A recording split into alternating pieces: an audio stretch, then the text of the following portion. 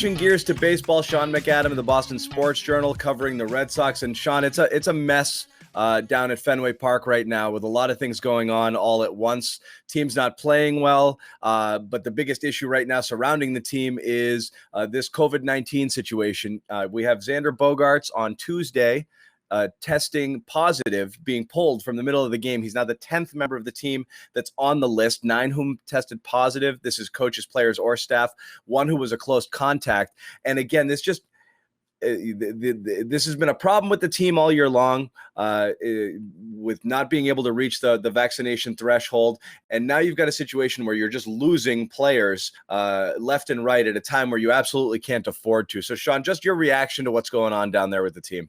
Yeah, I think you're right, John. I think they have flirted with disaster with this issue for most of the year, and for the first 4.5 months have largely avoided any wide-scale breakouts, which have hit other teams like the Phillies, like the Yankees, and so many others. Incredibly, they've been pretty fortunate given the fact that, as you noted, they haven't hit the 85% threshold and yet have been able to keep guys on the field. Yeah, they've had a couple of close contact scares where they lost players for 24 hours. They've had some false positives come up, players come back.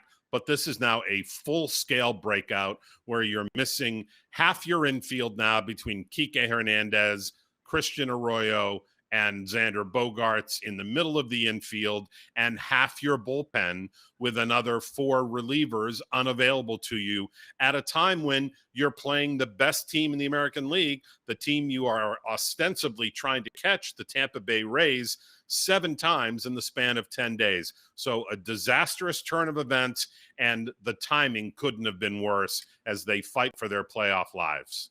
And what's been going on, as you said, it's been all year long. And you wonder, again, behind the scenes, how big of an issue this is with players and coaches. Obviously, like, they don't want to discuss it openly, but you have a faction of players, a group of people who got vaccinated, and then a group who just refuses to. And when something like this pops up, it's hard to not wonder what's one side thinking. And you asked manager Alex Cora this very question prior to Tuesday's game. Here's what Cora had to say. You have framed this whole vaccination issue as a private matter and that everyone has a choice to make. But is there any frustration on your part, or do you sense any on the part of any of your players that maybe the unvaccinated players in the clubhouse may have helped bring on this outbreak and that it could have been avoided? Sean, I'm not going to go into details with this, but I'm not as frustrated with the situation because of knowing everything else about it. So I've been saying all along, it's their choice, and you have to respect that. It just happened to us, but I'm not as frustrated as if it was a different way. Let's put it that way. So there you have it. Cora doesn't give you much there, Sean, but he does acknowledge that it's a thing that, it's fair to ask the question, which it certainly is in this particular case. Maybe he doesn't believe that this is what led to this particular outbreak. But again, it's a continued problem. And let's say they dodged a bullet, not dodged a bullet, but say in this instance, it wasn't the reason. 5 days from now, 10 days from now, you're able to trace an outbreak back to someone or something that you think was the issue, and you lose another slew of players for another stretch of games, then it becomes a problem. And again, you said they've been walking this line all season long and have largely avoided catastrophe. But again, you continue to flirt with it here. Yeah, it's dangerous, and it's kind of like you're walking around with a hand grenade and suddenly it's gone off again at the worst possible time with 5 weeks to go in the season. You're already trying to make up ground in the division. You're trying to stay or get ahead of the Yankees so that if you do settle for the wild card, you have home field advantage. And you're looking over your shoulder at teams like the Oakland A's and Seattle Mariners, who are gaining ground as you struggle. As we record this, the Red Sox have lost 3 games in a row. So those are all things that are conspiring to happen at the worst possible time for the Red Sox, and a demanding part of the schedule, and at a time where they're trying to move forward and instead are moving backward.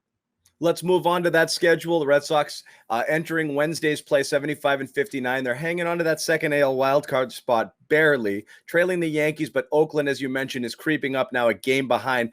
Just the play on the field, what's been going on right now. This is a team that, for a large part of this year was inspiring, overcoming odds, doing all these things, and really a great feel-good story. But it's starting to resemble the 2020 team more than the early parts of the 2021 team. And it's especially one thing you wrote about at Boston Sports Journal. And again, for those out there who don't subscribe, you should go out there. $39 a year. It's 11 cents a day for premium coverage of the Red Sox. Obviously the Patriots, Celtics, and Bruins as well. But you wrote about defense is a huge issue here with this team, in addition to some of the other problems that they've kind of been dealing with a lot of the year. Yeah, there have been some fundamental breakdowns, John, of late. There have also just been some sloppy defensive play, and you only have to go to the third inning on Tuesday night in their third loss in a row, a loss to the Rays, where they really were not in the game very long, principally because in that third inning, the Rays score 6 runs.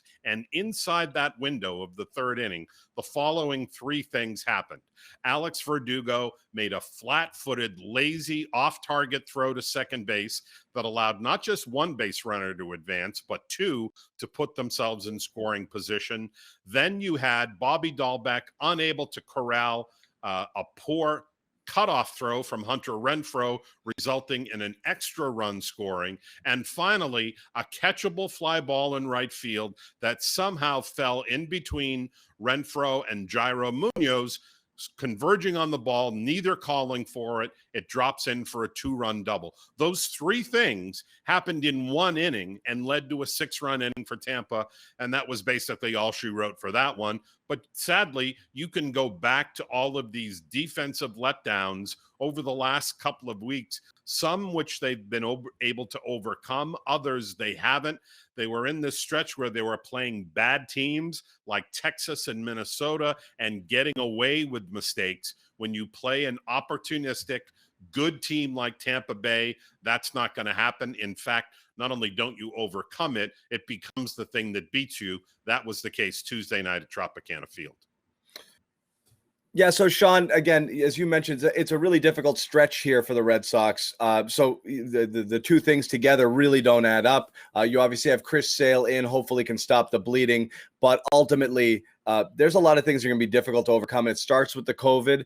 The rest of the stuff, as you said, is within their control, which is avoid these mental lapses and just focus on playing baseball. It does look like a team that strangely has lost a bit of its focus along the way. And yeah, we've discussed different things that have gone on, from disappointment from the trade deadline to whatever's going on behind the scenes, if there's frustration with all of the positive COVID tests here. And you start to wonder whether the team feels like it's not happening this year, which is a shame considering how close they are this late in the season.